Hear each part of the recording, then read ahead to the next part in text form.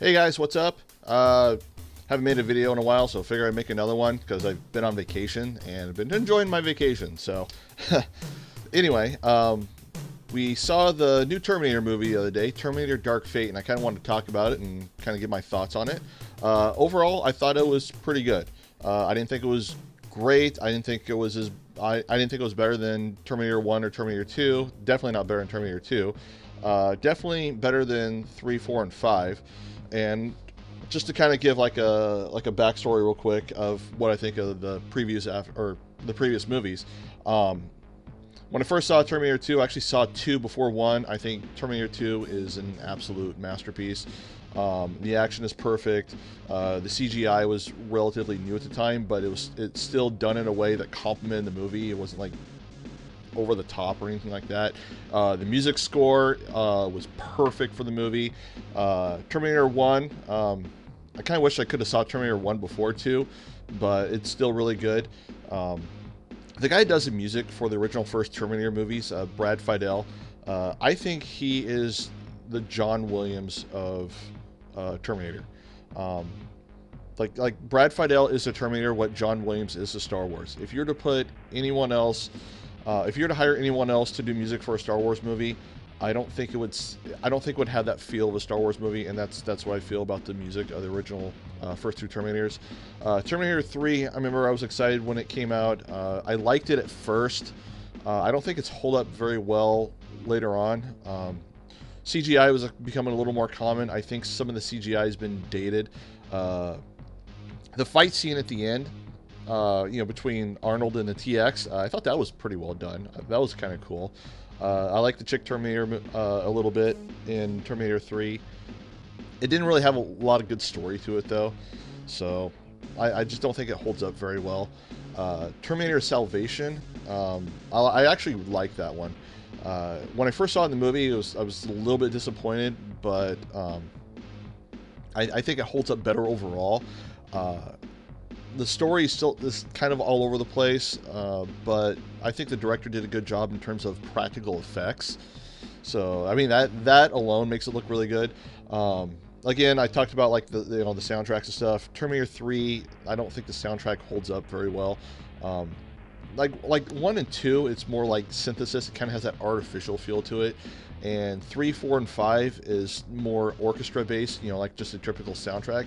And I just don't think it fits for Terminator. So I mean, you can listen to the soundtrack of 1 and 2, and you can just like playing in the car while you're on a long drive, and you can pretty much picture the entire movie in your head while you're listening to those soundtracks, especially Terminator 2.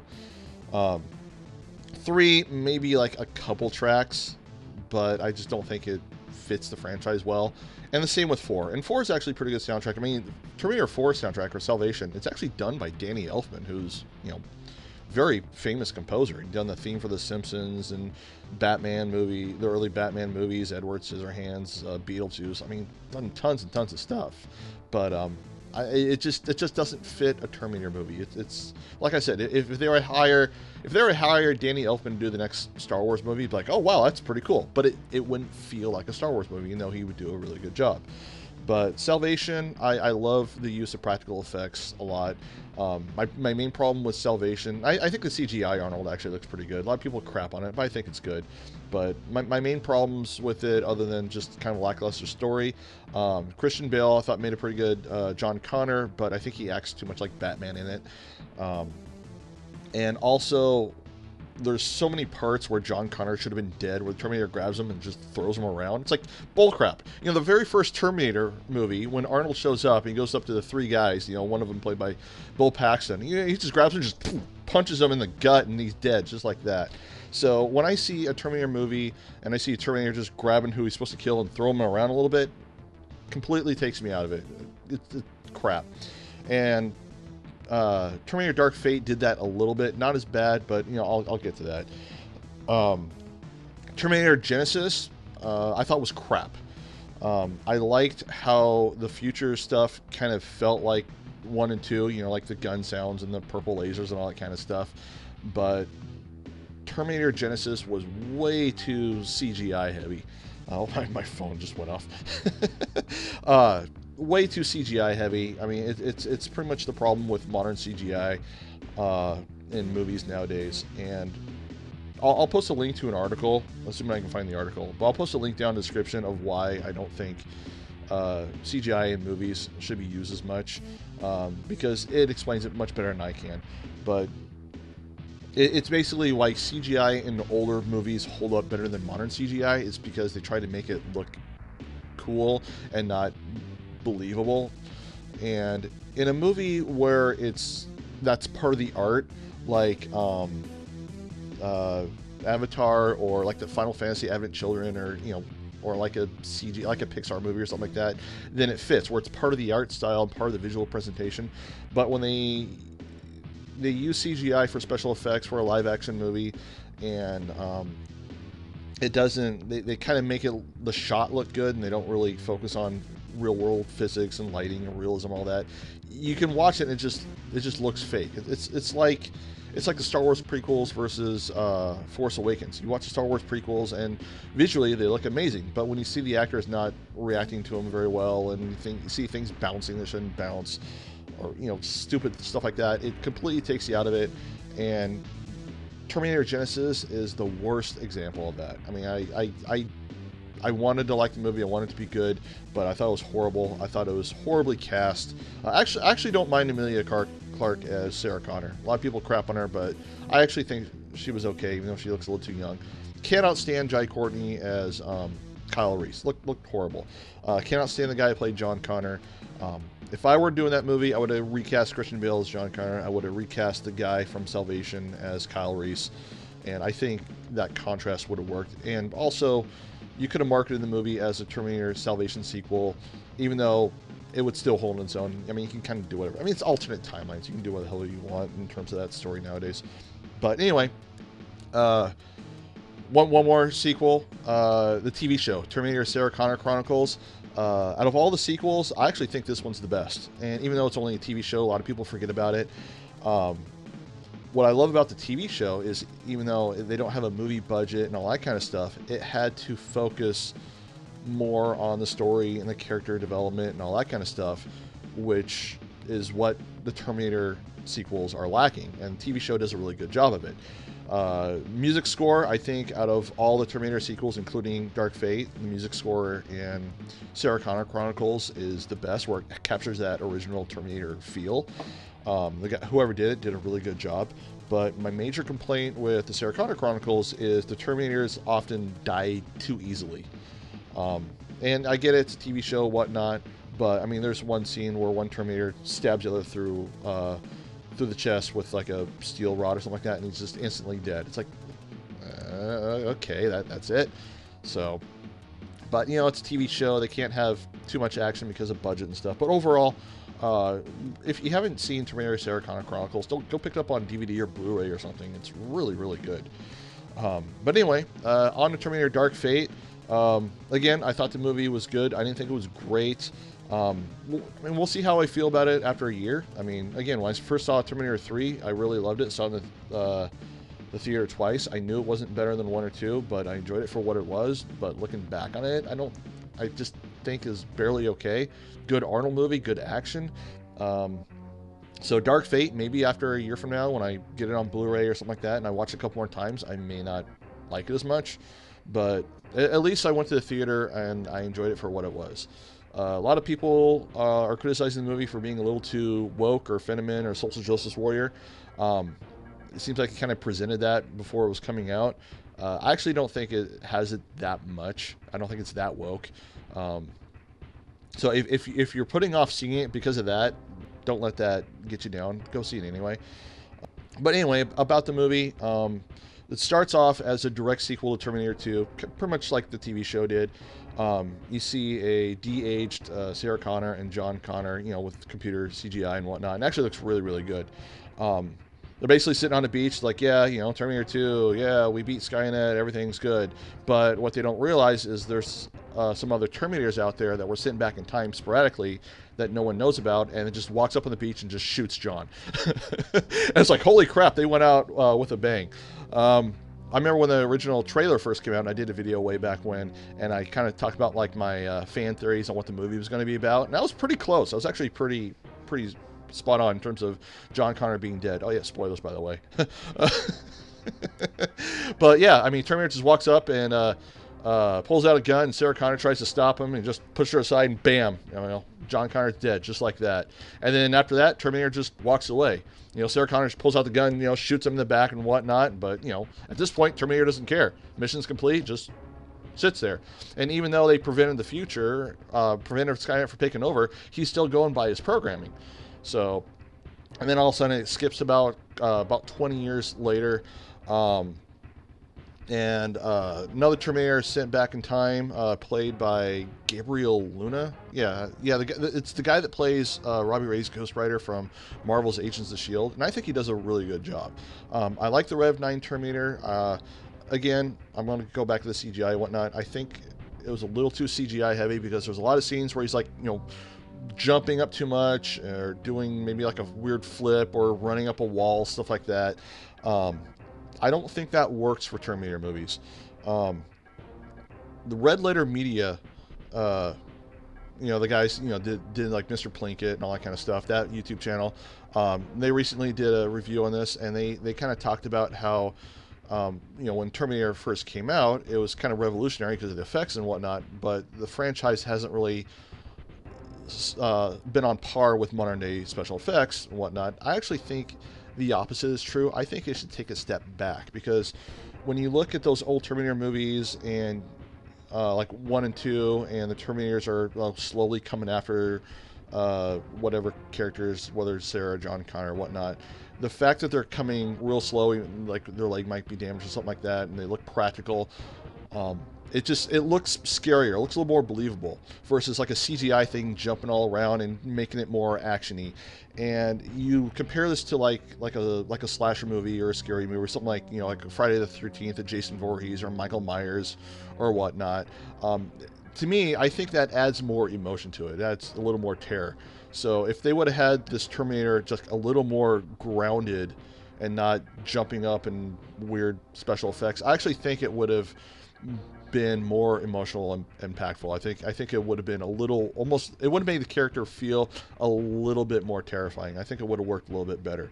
But anyway, the Rev 9 sent back in time, and then you're introduced to your main characters, Danny, the chick who's going to be the new John Connor. It kind of plays off like she's going to give birth to new John Connor, but it turns out she's the actual new John Connor. She's going to be the future leader of Resistance.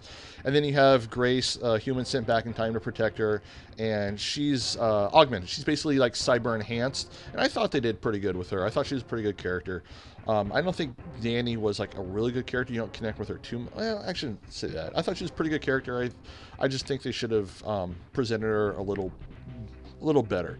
But I mean, right off the wall, I mean, Danny and her brother go to work, and they kind of tried to establish that, you know, she's like the breadwinner of the household and whatnot. And then the Terminator shows up and, you know, kills her brother, takes the spot of her father, you know, kills her father and makes himself look like her. And then Grace shows up and shoots him with a shotgun. They have a big fight. First half of the movie is pretty good. It does a pretty good job of establishing characters, and when Danny's brother dies, and the action looks pretty practical with a couple of exceptions of some one-on-one fights and some scenes. But the freeway chase scene, you know, when the Rev 9's chasing them in like the little dump truck with or like a snowplow machine or what, you know, whatever not really snowplow, it's Mexico, like a little bulldozer dump truck kind of truck, you know, just plowing cars out of the way. I mean, I thought it looked pretty good. It's kind of an homage to Terminator 2 of like the T-1000 chasing John Connor with a tow truck in the, you know, like the water areas of LA, or like the freeway scene toward the end of Terminator 2. I thought that was pretty well done. And then the Rev 9 actually is like two Terminators in one. You have like the under skeleton, like your typical Terminator, but you have like the T-1000 type liquid metal on him, pretty much like what the TX was in Terminator 3, only they can split off and be two different Terminators. So I thought that was pretty well done. They didn't make it like too different, which if it's not broke, don't fix it. Don't try and make it too much. And also, it's a different AI that sent this Terminator back in time, not Skynet, which we'll get into a little bit. But anyway, Sarah Connor comes to save them. They steal Sarah Connor's vehicle, and she has to take another vehicle and meet up with him and whatnot. But the thing with Grace is, even though she's cybernetically enhanced, she can overexert herself. So she has to, find nutrients and whatnot to, maintain her metabolism and whatnot. Like water, and inject herself with things so she can, because basically it's like if they're on a one-on-one fight with a Terminator and they're overexerting themselves, so they don't kill a Terminator after a couple minutes, they're going to overexert themselves to the point where they die. So it's pretty cool weakness, adds a little humanity to the character. But they meet up with Sarah Connor, they exchange stories. Sarah Connor's like, well, yeah, I'm the one that stopped Skynet and fought Skynet. They sent Terminators back in time for me, and they're like, Skynet? No, the AI is Legion. I'm like, oh, okay, well, yeah, I stopped Skynet. So basically the idea is, because of modern AI in the world, the government still develops an AI, a Skynet-like AI, which takes over the world. Doesn't like launch nuclear weapons, but it launches EMPs, which is actually kind of a realistic doomsday scenario. So I'm kind of glad they switched that. So it's actually a modern concern with a lot of doomsday preppers and whatnot, but it's actually pretty cool. But they, God, I'm trying to remember most of the movie now. They basically, when Sarah Connor like gives her story, she talks about how when John Connor died, and every once in a while she gives these messages from someone they don't know who it is, but she gets these coordinates, and then she shows up the coordinates, and then all of a sudden the Terminator appears, and she kills the Terminator, and she's been doing that for over the years, and that's how she found Grace and Danny and the Rev 9. And Grace is like, oh, well, those coordinates that they're sending her from, they're the same coordinates I have tattooed on me. We got to go there. Which it doesn't really explain why Grace had those coordinates, why Grace was told to go meet up with these coordinates, which turns out to be Arnold, the T-800. But I mean, they kind of left it ambiguous, like, maybe like in their version of the future, the Arnold somehow helps them fight them or something, whatever it is. But anyway, they basically have to smuggle themselves over the Mexican border into the United States, like a Mexican illegal immigrant. It's kind of funny because I didn't think that it like put a highlight on it too much. But now that the news this morning came out of like a Mexican drug cartels killed an American family in there, I think if people see that now, that's kind of going to be on their mind a little bit. But I kind of just tried to watch it for what it was. I didn't think it like was too political. It just highlighted it is what it is. But anyway, the Rev 9 Terminator finds them after they get caught by the border agents, and they had to fight their way out. Another criticism is I thought the Rev 9 kind of left too big of a body trail wherever it was going. And yeah, it's a Terminator, but I think less is more in this case. Every time a Terminator kills someone, it should be a little more meaningful. And I think just like a huge body trail is like, I thought it was a little overkill. Definitely R-rated though, and it should have been R-rated. But again, I thought less is more. It's like in the first Terminator movie when Arnold shows up and kills the wrong Sarah Connor, and kills the right Sarah Connor's roommate and her boyfriend and whatnot. When T-1000, kills the dog in the deleted scene or stuff like that. I think it's just a little more impactful that way. But anyway, they eventually meet up with, they escape and they go to the coordinates and they meet up with Arnold, T-800, and it turns out it's the same T-800 that had killed John Connor, which of course Sarah Connor freaks out. And he explains, well, after he completed his mission, he didn't know what to do, and because he's a learning computer, eventually developed a conscience, learned how to be human almost, and had a wife and stepson, which I actually thought was a pretty neat concept. I thought it was pretty cool.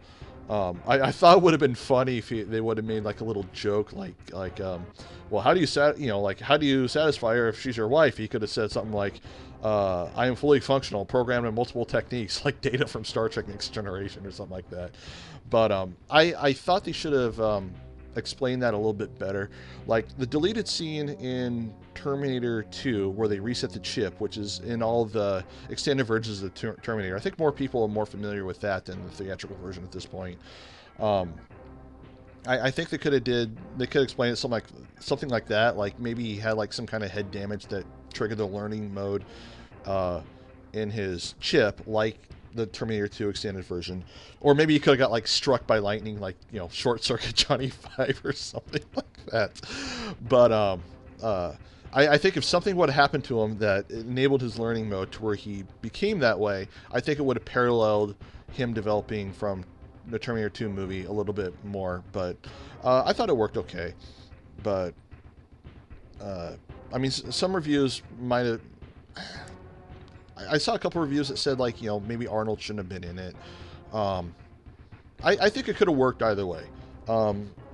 I mean, obviously you would need him in the beginning to kill John, but what I think they could have did if they didn't put Arnold in it is they could have explained like right after that Sarah Connor hunted the Terminator, killed it, and kept its head as a trophy or something like that. And then they could have said, well, if you destroyed Skynet and the chips and stuff, aren't you worried about this head starting another apocalypse? And she could have said something like, my son's dead, I don't care.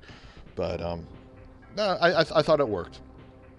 So, and of course Sarah Connor is like doesn't want anything to do with Arnold throughout the majority of the movie, but he basically he basically says, I'm going to protect you because I want to do this for John because I killed him. So yeah, it had a little humanity to his character. I thought it was good. I liked it. But the part where he helps train Danny in how to use weapons and stuff, they go in his shed and he keeps all these weapons, and they're like, why do you keep all these? He goes, well, with humanity the way it is, it's a good probability that the end of the world will still happen. I'll have to protect my family. And I like the little line they did. It goes, also, this is Texas. I thought that was awesome. As a big Second Amendment supporter, I thought that was great. But anyway, they secure an EMP from some military, or a couple of EMPs from some military guys, which turns out to be damaged anyway. But their plan is to basically lure the Rev 9 into an area where they could kill him with an EMP. And the military guy that gives them the EMP, this is one of the flaws in the movie. It doesn't really explain how Sarah Connor knows this guy, because Sarah Connor's like, oh yeah, I know a guy that can get us this stuff. And at first it's like, is this the kid from Terminator 2, like Danny Dyson, like Miles Dyson's son? And the name tag didn't say Dyson or Danny or anything like that. So maybe you went by a different alias. Maybe I should go back and watch the first movie or the first two, and maybe I'm missing something here. But I thought it should explain that a little better. It should have put his name tag like Dyson or something like that. I think that would have been a cool callback to Terminator 2. It would have made a little more sense. But this is when the movie gets a little CGI action heavy. They get on a plane. I think the Terminator's chasing, the Rev 9 Terminator chasing them. They get on a huge airplane on a military base, and they take off. And Rev 9 Terminator gets another airplane and then flies into them, and then it kind of goes into this nosedive zero-G action scene. They get into a Hummer, and then the Hummer parachutes. And I thought this whole Hummer scene, airplane scene, I thought it was just total freaking crap. I hated it. Again, mindless action. It's basically the same problem that Terminator Genesis had, Terminator 5. Mindless CGI action. I thought less could have been more. I like the idea of playing nosedive like a zero-G environment kind of Terminator fight. I thought that would have been cool if they did it right, but I think they relied on a little too much special effects. It's like they got the director that did this is the same guy who did Deadpool. A lot of comic book movies are out now, and I think they tried to recreate that a little too much. And I think that's a problem with the last two Terminator movies. This one, the last one, is, well, all these comic book movies come out, so we got to kind of emulate that. It's like Terminator Salvation. It's like Terminator Salvation came out, the Transformers movies are big, we have a Terminator the size of a Transformer. No, stick to Terminator. So I thought if it would have looked a little more practical, and they basically get in this Hummer, and they get the Hummer out of the plane before the plane crashes, and then the plane lands on the edge of a dam, and then, or not the plane, the Hummer lands on the edge of the dam, and then goes down the waterfall and all that kind of stuff, and in the water they got to escape, and it looks so fake and unbelievable. And yeah, we're talking about a movie with like robots fighting. It's, you know, not totally believable, but you still got to suspend your disbelief in the movie. Like Terminator 1, Terminator 2, you're watching this, and even though it's about, you know, robots and whatnot, it's still presented in a way that, holy crap, if this was real, it would scare the hell out of you. Where you're watching this movie and also Genesis is like, okay, it's computer generated, I don't care. It's like watching a bad wrestling match with bad in-ring psychology. You don't feel the emotion in it. It's all action. It's not believable. What I would have did is I would have just had like the Humvee just land directly in the water, and then they have to escape before they drown, or before the Rev 9 Terminator finds them, breaks in and kills them and drowns them or whatnot. So I thought that could have been done a little bit better.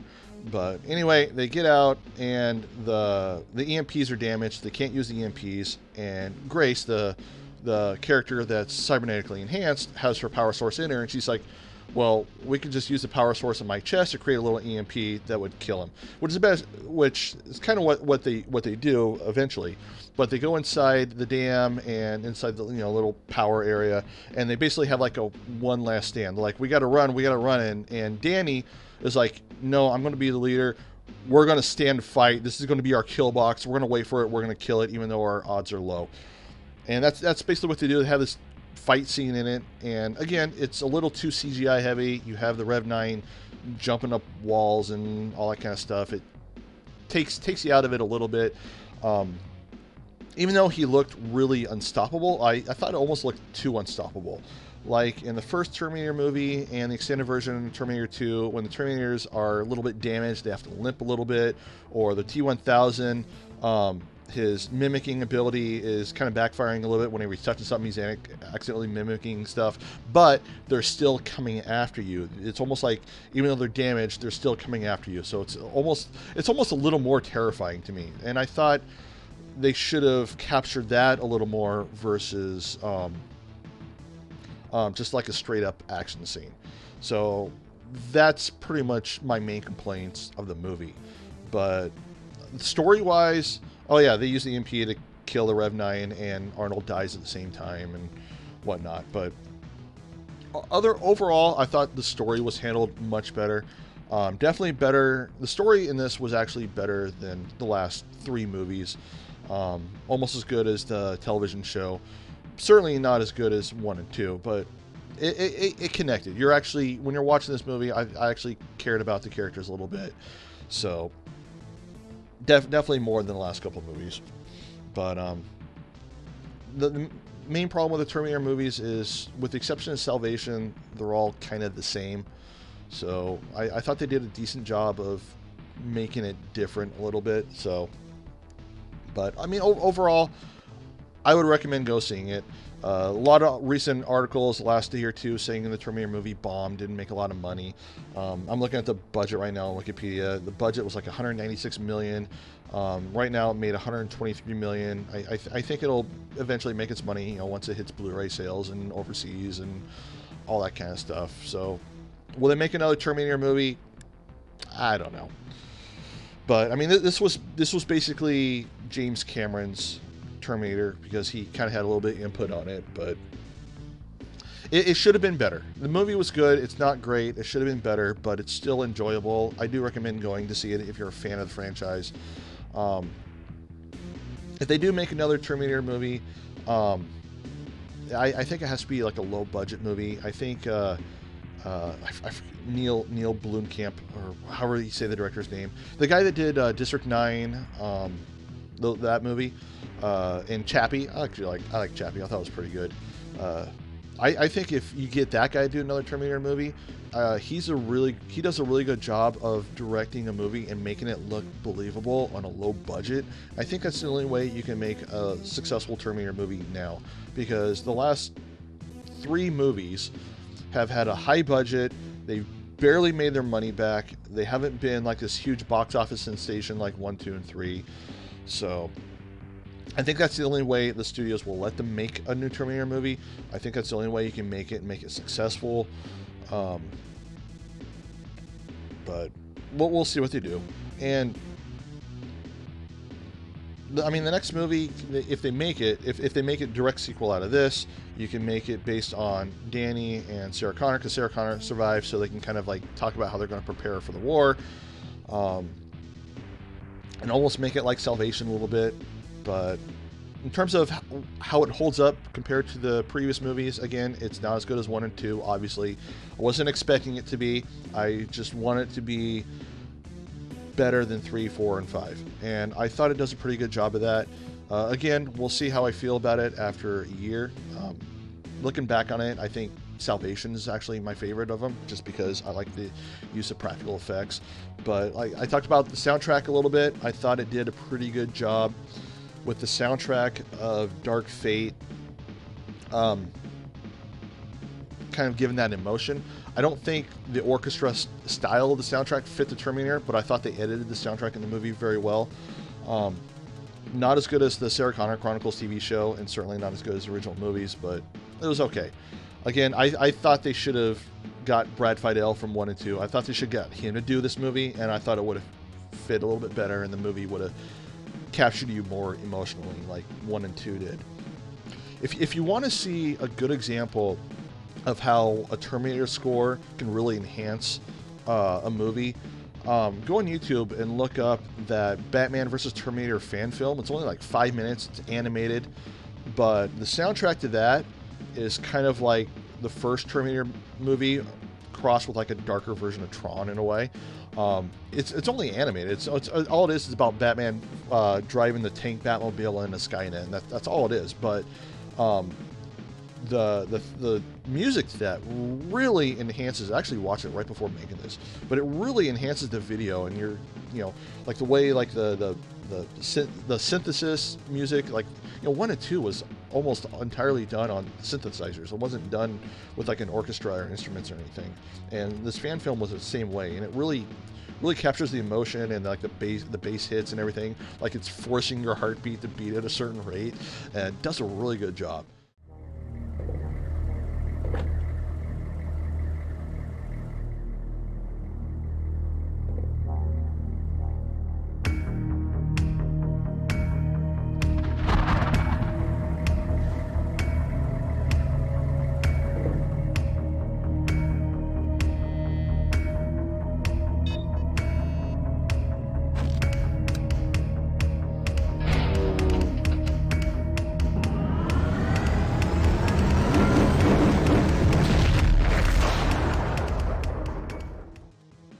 Anyway, in closing, yeah, I recommend seeing it.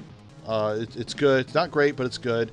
If you're a fan of the franchise, if you're not sure of it, at least watch it when it comes out on DVD or Blu-ray.